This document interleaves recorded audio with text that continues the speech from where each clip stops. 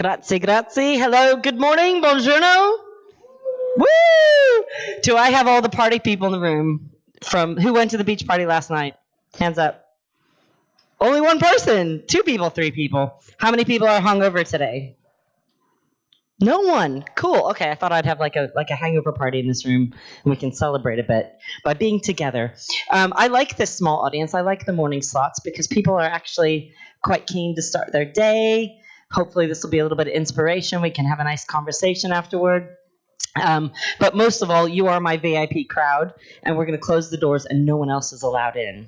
How's that? Cool. Right. Let's get started. As Lisa was saying, my name is Muki. I'm an executive digital producer and a creative tech analyst, and I work across digital strategy, cross-platform productions on a very quite large-scale end-to-end production. And the last 10 years or so, it's crossed over into the virtual space and immersive content, which I'm going to tell you a little bit more about. I had 10 years at MTV when, back in the day, it was about music.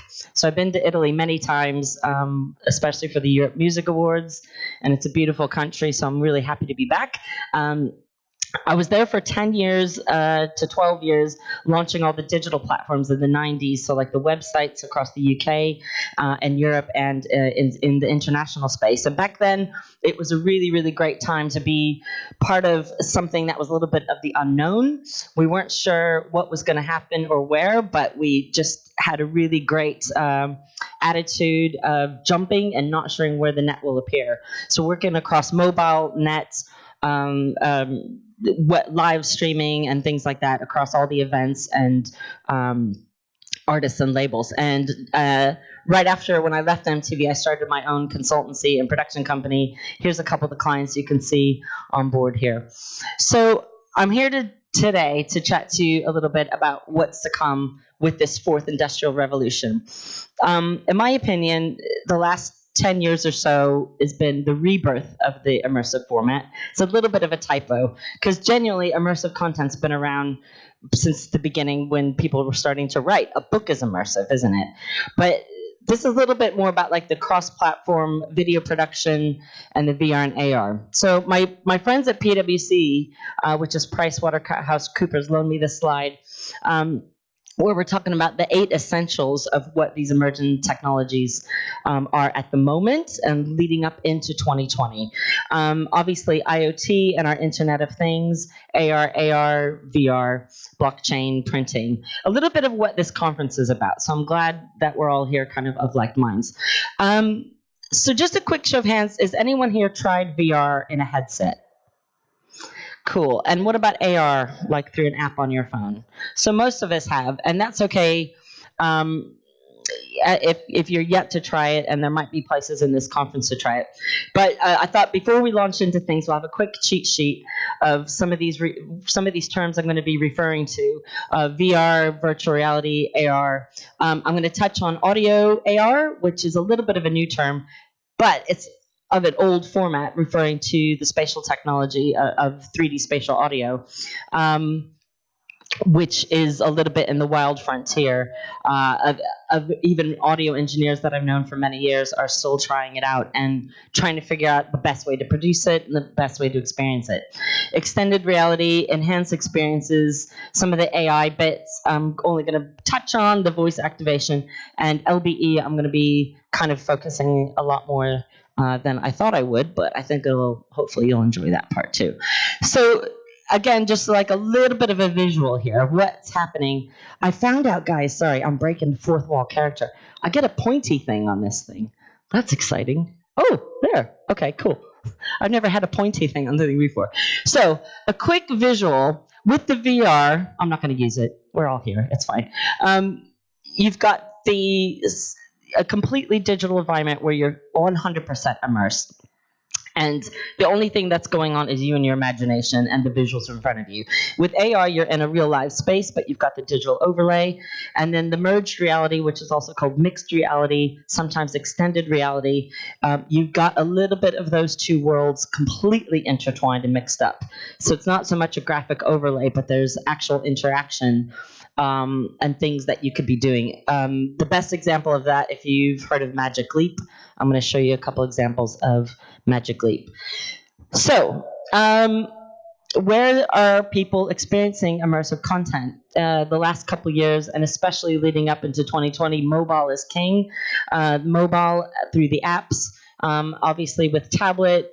We've got headsets that we've touched on, desktop gaming, which is now become even more, it's becoming better and better, which we're going to touch on a little bit of the Oculus Quest, which you don't even have to have the plugins, and then esports and the gaming elements and the game engine that comes behind it, and the VRKs.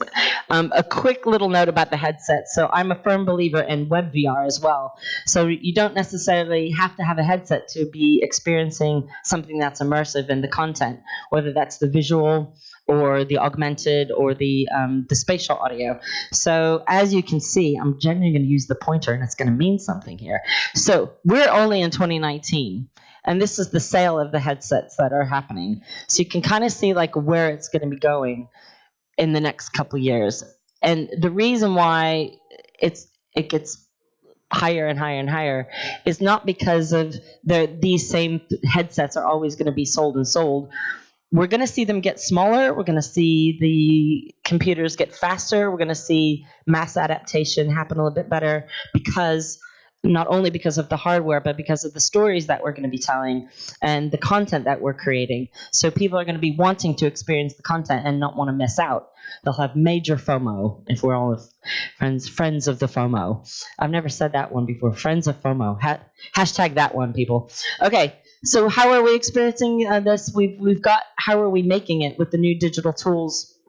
More gameplay, more immersion, more interactivity, the emotion that goes into it, and the empathy, and the way that we're able to reconnect and entertain, and most of all, experiment. Because there's nothing I love more than being a mad scientist and experimenting with some of this content and actually trying things that no one's done before. And if there are any creators in this room or people that like to produce things, or even if you're marketeers or working in biz dev, you still need to have that little sense of adventure and be a mad scientist, in my opinion. At the moment, the year is 2019. It's pretty much every industry you can think of across the board is experimenting like mad scientists with the virtual AR, VR, mixed reality type of content. Big prominent ones that we see on here on this list is the journalism. We see it being really successfully used within training and education, military training, medicine. There's a really good buddy of mine called Professor Shafi Ahmed, and his nickname is the Virtual Surgeon.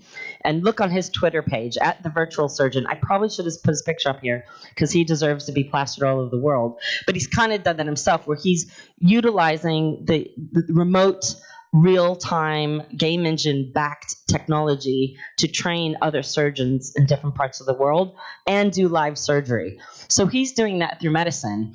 And I wanted to put all these different cross industries up here before as well, because it's a really great example of how we kind of all learn from each other. It doesn't matter what field you're in or what you study. My background is in music and broadcasting, but I love sitting here talking to the doctors and the architects and seeing where they're going with it. And we kind of like bash brains with each other, a little left brain, right brain bashing. Little quick example of some very small selection of companies that are in this space at the moment. If you look up this VR AR association, you probably do have one in Rimini or somewhere in Bologna. It's a global VR AR association is a global association. They've got hundreds of chapters all over the world, and they normally have free meetups. So if you do look one up, if there's one near you, I urge you to go and check it out. They're normally free. Everybody's friendly. You could share ideas. People are normally in different parts of the industry in the world. So a quick little overview. So once upon a time, not long after I left MTV, I was made the executive producer for The Voice. If we've heard of that show, singing, reality show. I got given a remit by the BBC Taster to make the first series of virtual reality content. And my brief was a big white piece of paper. And that's a dream come true for any type of creator that gives you full reign to think of ideas, to go big, dream big, be a mad scientist. But at the end of the day, it is a gigantically huge #1 rated television show, so it's important to rein it in. The audience I had was between age 6 and 76. So, but this is how we actually made it back then. This is me with 7 mini GoPros, blacks, strapped to my head with a tie. Thank you, BBC. That's how we actually did it. But what I had access to, which gave us a lot of attention, I had access to talent, I had access to the studios, I had access to the music, I had access to the contestants.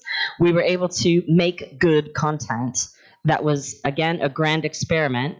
We were also able to experiment with platform partners like Facebook and YouTube, who are also launching their 360 platforms.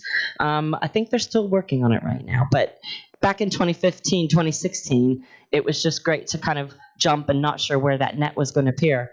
So as you can see, there's our pal Will. I am trying out the VR. Little did I know, a couple years later, he's diving into his own type of virtual and augmented production. And last year, the Black Eyed Peas had a bit of a comeback album, and they were able to make not only a full tour and an album and music videos and a VR experience. They actually teamed up with Marvel Comics and the great late Stan Lee and made a fully immersive comic book. And I normally take it with me when I'm doing my keynotes and showing you, but I urge you to go check it out, Masters of the Sun. And when you take this comic book, it looks like any other comic book, but when you download the app, you hold up the app over the comic. I'll use my pointy thing again. This is fun, isn't it? Morning pointing. Here's the comic. Here's the app. 3D graphics jump out at you that are completely stunning. Keep in mind, it does take up a lot of storage on your phone, so get ready for that one. And the voiceovers are by like KRF-One, Queen Latifah, and Stan Lee. But it's a really big, fat book. And I love showing this off, but it's a great example of that's kind of enhanced experiences across all platforms, and they did it right, and it was cool to kind of be a little bit involved in that one. I wanted to kind of show you a little twist on the entertainment space, learning from the education world, where this is very, very successful, the use of AR within education apps and storytelling. So Wonderscope is a new app that came out, I think, a few months back, and you're able to, it's kind of fun for kids and adults alike, but it's an educational tool that teaches kids to read. But what I wanted to show, why I wanted to keep this in here, because it's a great use of interactive graphics where through the augmented reality. So it kind of replaces that cartoon, plopping your kid in front of a television and the cartoon is talking back to it.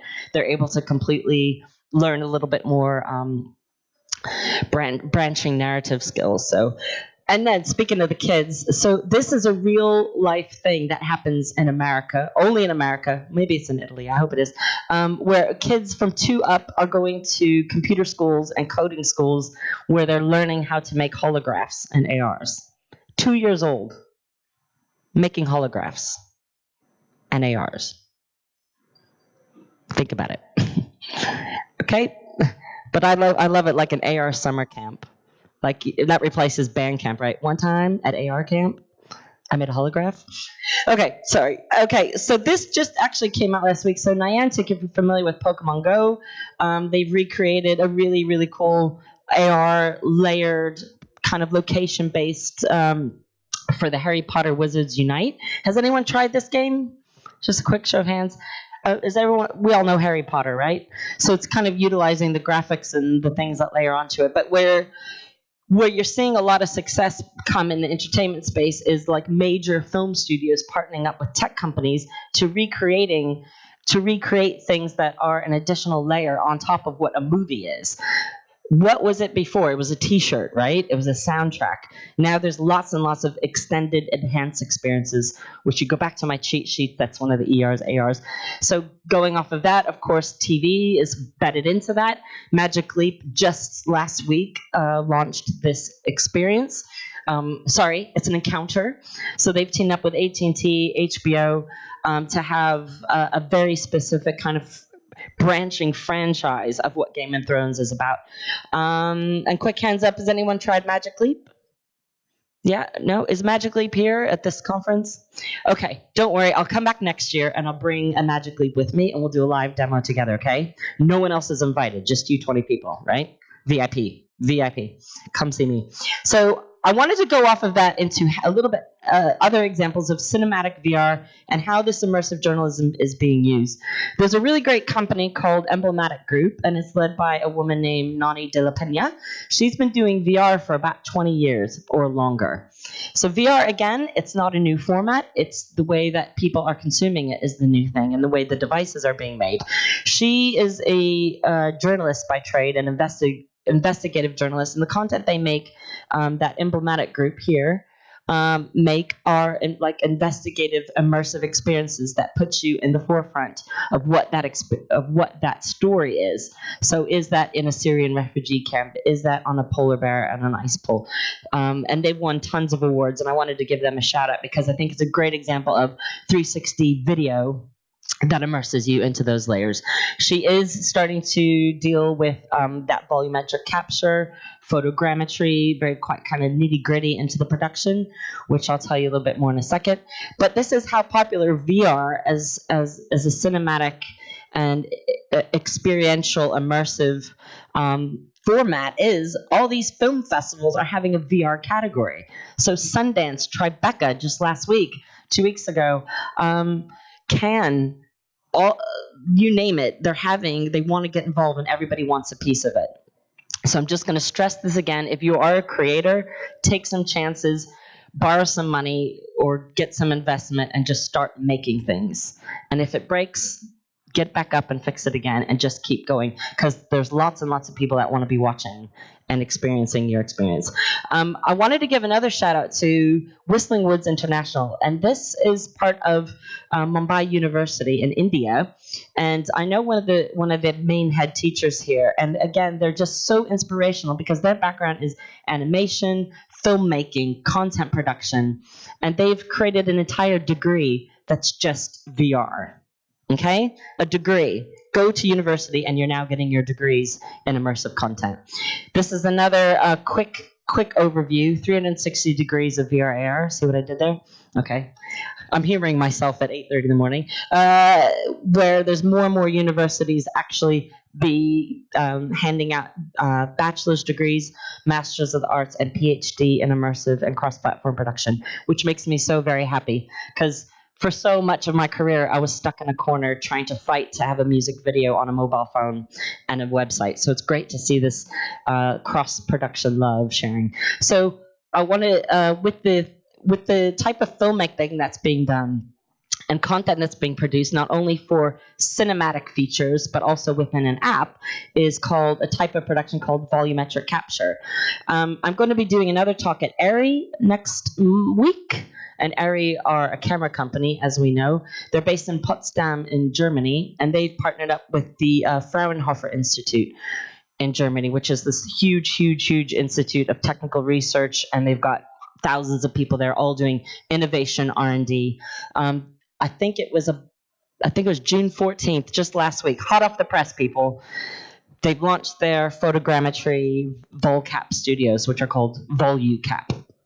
And what a volumetric capture production will do is place a real human in the middle of the room and have a full 360 degree, create a three-dimensional picture using multiple cameras that then gets composited and created into a super lifelike feature. Has anyone here seen any deep fakes going around? So the deep fakes and the AI generated were originated off some of the volumetric capture, but if they don't have that, that's where they're just replacing Obama's mouth with a fake mouth. So cool. And so a quick little overview of VolCap. So there's an actual person. Here's the general little cameras. Here's what comes through the monitor, so you can see the full cameras going around him.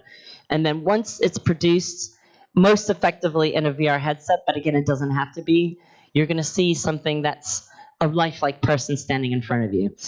So this is a great example of how VolCap has done right. Sky are a broadcaster. You're very familiar with them. They partnered up with Anthony Joshua last year, who is brilliant at experimenting with tons and tons of innovation, VR, AR. And they did a volcap here capture. So you can see their camera rigs are set up here. And what they did is created an experience where you're able to, oh my goodness, oh gosh, I don't know. They created an experience where you're able to put on the headset and box Anthony Joshua. So this is an example of some more volumetric kind of for kids and light field technology using holographic content. And then my location-based entertainment. I really want you to pay attention to what's happening there in the location-based entertainment world, because these are venues and specifically built locations that will showcase our content that we create or content that you want to experience. This is a place called The Park. The Park is the name of the venue here.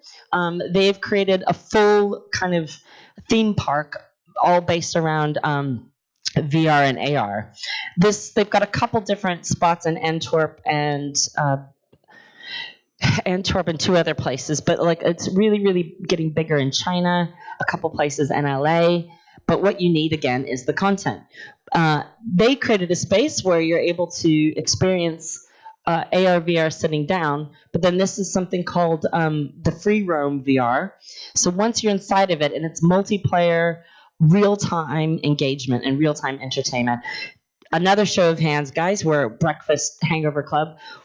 Has anyone done The Void, which is the Star Wars experience? Okay, what that was is another example of this, where you're more than one person in the room. You're interacting with each other. But what the objective, and especially what 5G will bring, is you can be interacting with people all over the world. You see this on esports now. But within this room here, turns into this. So inside your world, you are here with your buddies or people you don't know, new friends, new lovers, who knows? And you are creating this space where you've got like escape rooms, you've got adventure paths, all kinds of things. MGM Studios partnering up. I want to quickly jump to a location-based experience I've just produced a few months back. And this is an immersive location-based rap experience, but all done through AR audio. We debuted it at the Future Storytelling Summit in New York last year and got an Innovation in Storytelling Prize. And we specifically worked with this hip-hop artist. His name is Harry Shata, and he currently holds the Guinness Book of World Records for most words rapped in a song. He beat Eminem, and he still holds it, which is great. He made a concept album that we're able to recreate parts of the album into a branching narrative storyline where you've got the headphones on and you're able to choose which way you want to go, and each choice ends up in a different ending. Here's a little clip. Hey, what's going on? It's good to see you. How you been?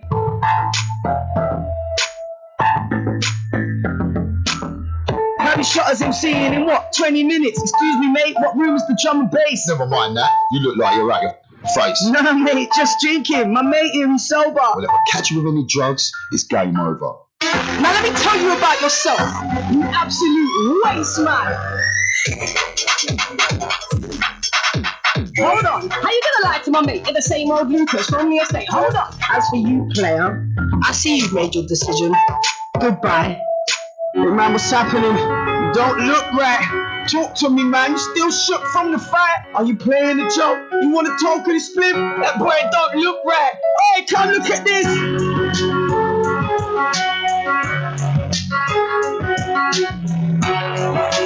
So, Playlines are the studios that hired me to exec produce this project. And while we were out in New York, we met Bose. So, you know, the audio engineering company Bose, you think of speakers, you think of your noise cancellation headsets.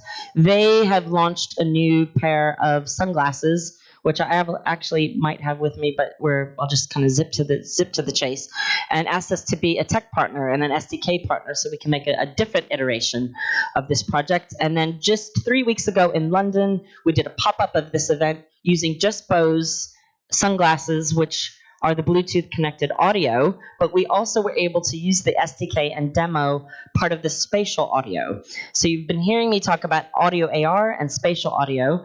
A quick cheat sheet on the spatial audio is just three-dimensional, 360-degree sounds that go all around your head.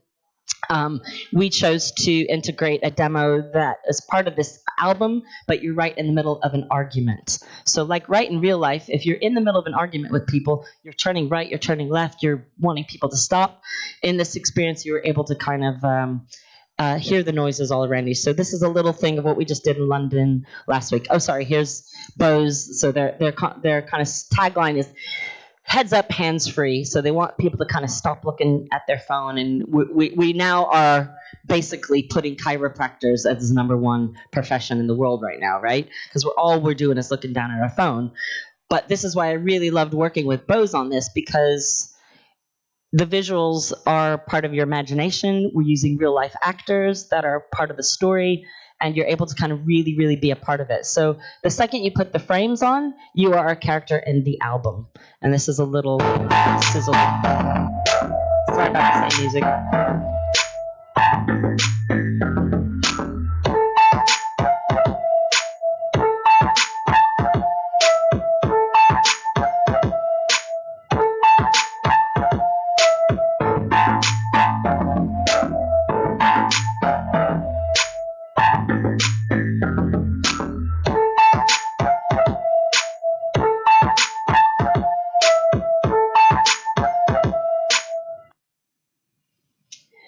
Okay, so that was in London, and so we are now in the middle of a couple different investment and commissions for this. And what's really great about the spatial audio is that it can be done in kind of any location. We programmed off iBeacons for the linear part of it, and I don't want to get too technical with everybody, but I am around all day to geek out on tech if anybody wants to geek out on our production. So another, just a little dummy's guide about the spatial audio. We know that 2 channels are on either side of your ear, 5 or 7 channels. If you think about Dolby, when you go to the cinema, it's a little bit like that. But then the spatial audio is what's the wild, wild west of sound engineering. And I'm also very privileged to be part of the Abbey Road Studios Spatial Audio Forum, where it's a bit of an industry think tank, and we get together and proper geek out and have a couple beers and just talk about audio engineering, and it's the best thing ever. But I wanted to share this with you. So if you are curious about spatial audio, abbeyroads.com/spatial-audio. It's free to look at. And if you have comments or things like that, or you're curious, you can find me on Twitter or find the Abbey Roads on Twitter, and we're always happy to geek out with you. Right. We interact in many different ways as humans. And some of the biggest challenges that we have in our tech spaces is connecting with humans and having us connect with something that's living and breathing. And we make friends in different ways. Sometimes we make friends in these communities that we have in VR and AR, mixed reality, with or without a headset, with or without glasses. So community and collaboration is probably one of the highest use cases after medical training, where we're seeing things happen with game engine and social AR and haptics. Oh my. So I wanted to talk about Magic Leap again, just really quickly, because this is already about 6 months old. They partner with NBA, which is the National Basketball Association, where you're able to put on these headsets and interact with fans from all over the world, whoever's watching it, view real-time stats, real-time data. We connect through sports. We connect through music. This is another example of real-time interaction using haptics, and it's a company called Ultra Haptics. But you're able to learn piano. So you have the headset on your head, learn piano, and then virtually in front of you are these keyboards, and you can have your piano lesson, and then you could share it with other people, maybe your teacher, or collaborate. Speaking of music and collaboration, this is a company called Moocs. They are based in Copenhagen, and the CTO is a Mexican developer that I met in Berlin. I am Muki International, remember. I'm meeting people all the time. But I really, really love what they were doing. So what Moocs does is they created a musical sandbox that you can basically be a virtual DJ and be your own sound engineer and be able to patch sounds together to create it, and then share it with other people, share your stems, share your files, and then potentially have like a live gig. So it's about creation, collaboration, community. And I really love what they do, and I hope they become very big and successful. What is Moocs? Tiny little demo. I won't show the whole thing. But Like Imagine that you have this control panel, and you can create these objects, and you can connect these objects. And if you connect them to a speaker, they can make sound. And then you add in a few buttons, adjust some dials, and you made something. And then you make more things.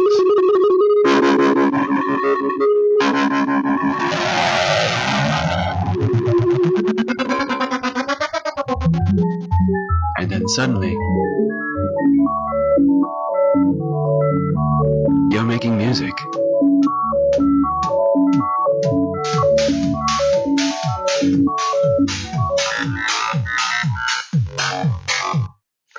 So, Moocs, I urge you to look them up, especially if you are a DJ, if you like music, if you're not a DJ and you like VR, if you've got anything, if you're curious about how a good interaction with some software, game engine, and music works, just try it out.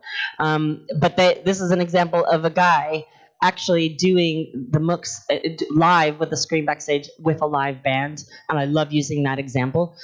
So, Oculus Quest, will it be a game changer? No pun intended, but it is wireless, it's multiplayer. Another step up into enhancing our communities and making more friends, even if they are yaks.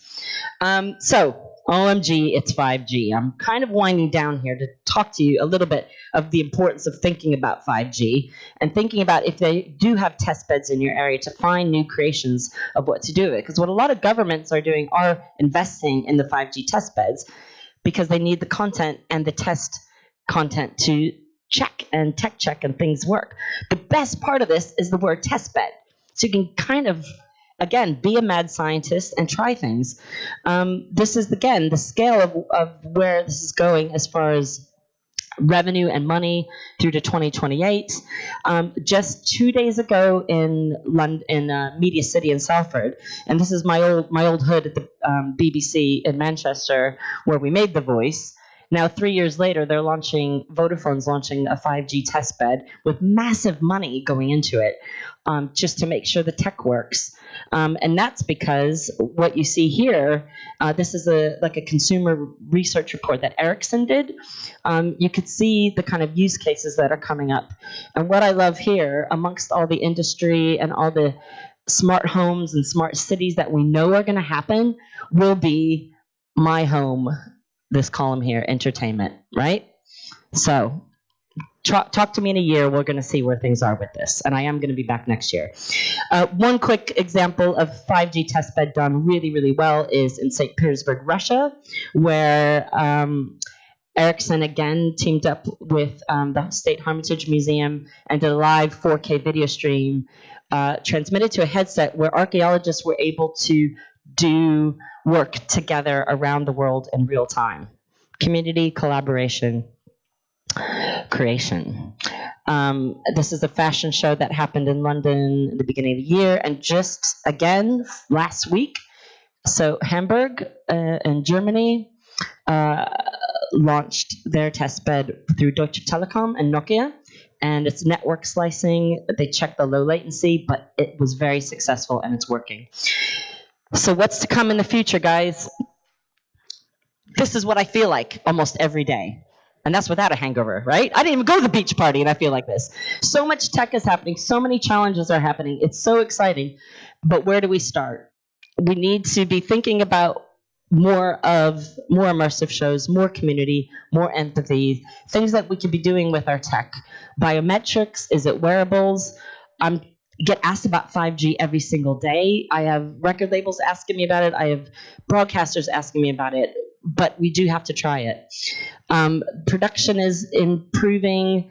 The talent is improving. And again, when you see festivals and conferences like this and meetups that are free and even Facebook groups, I urge you to join them and talk to people. Share your knowledge, share your network, share what you are learning. The biggest challenge is, again, bleeding edge tech. You never know what's going to go wrong or right, but I love it. Audiences are still a little bit doubtful. Will this meet a mass criteria? I wanted to put diversity and inclusion, making sure the things you are creating are available to everyone, no matter where you come from. If you can hear, if you're blind, whatever your race, religion, background is, it's important to think about people because, again, without the tech, the people can't work, which is finding that balance. And again, it's so important to be thinking about that and bringing things full circle. And now what? Do we go tradition? Or do we think like a mad scientist? Thanks, guys.